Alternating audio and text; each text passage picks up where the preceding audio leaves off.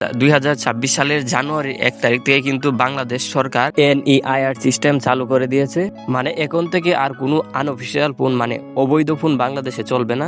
আজকের এই ভিডিওতে আমরা NEIR সিস্টেম কি, আনঅফিসিয়াল ফোন বন্ধ হয়ে গেলে আমাদের কি লাভ হবে, আমাদের কি ক্ষতি হবে, এবং আপনার হাতের ফোনটা NEIR সিস্টেমে রেজিস্ট্রেশন করা হয়েছে কিনা, যদি রেজিস্ট্রেশন না করা হয়ে থাকে তো কিভাবে রেজিস্ট্রেশন করবে, এই সব বিষয় নিয়ে আজকের ভিডিওতে আলোচনা করব। প্রথমে আমরা জানি NEIR সিস্টেম কি।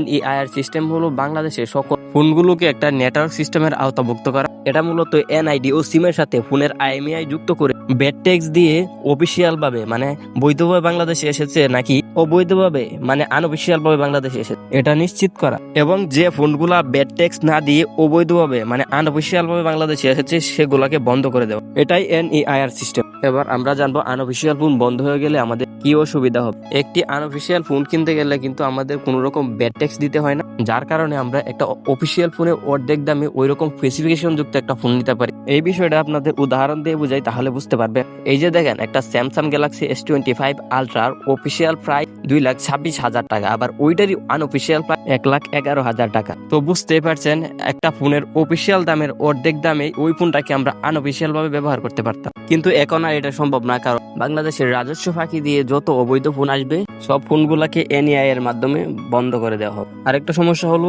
বাংলাদেশে যে ফোনগুলো অফিসিয়ালি আসে না, যেমন IQ, রেড ম্যাজিক, মোটরোলা, এই ফোনগুলা ব্যাড ট্যাক্স দিয়ে রেজিস্ট্রেশন করে নিতে হবে। তারপরে আসি NEI সিস্টেম চালুর কারণে মানে আনঅফিসিয়াল ফোন বন্ধ হওয়ার কারণে আমরা কি কি সুবিধাগুলো পাবো। অফিসিয়াল ফোন কিনলে অফিসিয়াল ফোনের সাথে 1 বছর অফিসিয়াল ওয়ারেন্টি পাবো। আরেকটা সুবিধা হলো, বাংলাদেশে যে আনঅফিসিয়াল ফোনগুলো আসে এগুলোর মধ্যে নাকি অনেক ইউজড রিফারবিশড ফোন আসে, পাশাপাশি অনেক কপি ফোন, কপি চার্জার নাকি বাংলাদেশে আসে। ফোনগুলো যখন অফিসিয়ালি বাংলাদেশে আসবে তখন কিন্তু আমাদের এই ঝামেলাগুলো পোহাতে হবে না, এবং NEIR সিস্টেমের মাধ্যমে নাকি হারিয়ে যাওয়া বা চুরি হওয়া ফোন ব্লক আনব্লক করা সম্ভব, ও ফোন দিয়ে যে ক্রাইমগুলো হয় মানে যে অপরাধগুলো হয় সেগুলো খুব সহজেই শনাক্ত করা সম্ভব হবে, যার কারণে ডিজিটালি যেই অপরাধগুলো হয় এগুলা কিন্তু কমে আসবে। আরেকটা বড় সুবিধা হলো, ফোনগুলা যখন ট্যাক্স দিয়ে দেশে আসবে তখন দেশ রাজস্ব পাবে, দেশ রাজস্ব পাইলে দেশের উন্নতি মানে আমাদের লাভ। আরেকটা অসুবিধা হলো, আমাদের দেশে ফোনের উপরে কিন্তু অনেক বেশি পরিমাণে ট্যাক্স ধার্য করা হয়েছিল।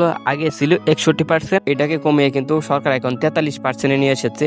অবভিয়াসলি এটাও কিন্তু এখন অনেক বেশি। চায়নায় 13%, ইন্ডিয়ায় যেখানে 18%, কিন্তু আমাদের এই বাংলাদেশে 43%। এটাকে কমিয়ে যদি 15 থেকে 20% এর মধ্যে নিয়ে আসা হয় তাহলে মনে হয় না কেউ আনঅফিসিয়াল ফোন কিনবে বা কিনতে চাইবে। সবাই কেন অফিসিয়াল ফোন না কিনে আনঅফিসিয়াল ফোন কিনতে চায়, কারণ আগে 1 লাখ টাকার একটি অফিসিয়াল ফোন 61% মানে 61,000 টাকা ট্যাক্স দিতে হতো, কিন্তু এখন 43% মানে 1 লাখ টাকার একটা ফোনে 43,000 টাকা ট্যাক্স দিতে হবে। এটা কিন্তু অবভিয়াসলি এখনো অনেক বেশি, এটা আরো অনেক কমা দরকার। এই ছিল আজকের ভিডিও ভালো লাগলে লাইক করে দিন, ও আপনার অন্য বন্ধুদের কাছে ভিডিওটা শেয়ার করে দিন, তারাও যাতে এই বিষয়টা জানতে পারে।